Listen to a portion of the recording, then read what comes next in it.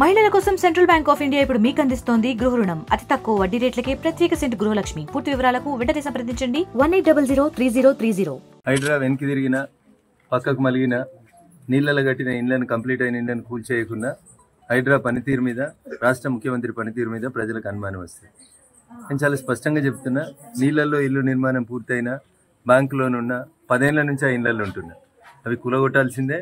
100% FTL buffer జోన్లన్నీ కూడా clear చేయాల్సిందే.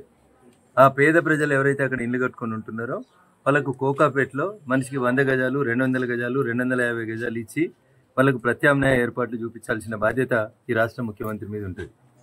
హైడ్రాని హైదరాబాద్కే కాదు జిల్లాలకు కూడా పరిమితం చేయాలనే డిమాండ్ ప్రజల నుంచి వస్తుంది, ప్రతిపక్షాల నుంచి కూడా వస్తుంది. కాబట్టి ఆ డిమాండ్ చేయాలంటే మీరు మాట మార్చొద్దు.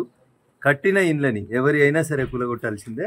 హైడ్రా తన పనితీరును నిష్పక్షపాతంగా ముందుకు సాగించకపోతే రంగనాథ్ గారు better you quit the job, ఉద్యోగం వదిలేసిపోయి మామూలుగా పోలీసులు నౌకరీ చేసుకుంటే బాగుంటుంది.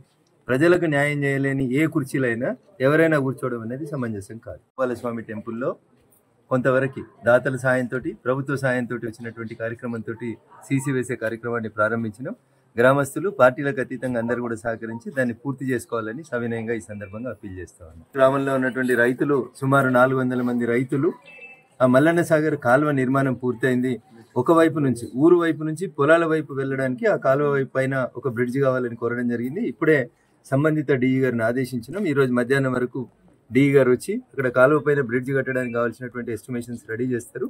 గ్రామస్తుల సమస్యని సాధ్యమైనంత తొందరగా పరిష్కరించాలని డిఈ గారికి సూచించడం జరిగింది. మరిన్ని వీడియోస్ కోసం ఛానల్ ని సబ్స్క్రైబ్ చేయండి. లేటెస్ట్ అప్డేట్స్ కోసం వాట్సాప్ ఛానల్ ని ఫాలో చేయండి.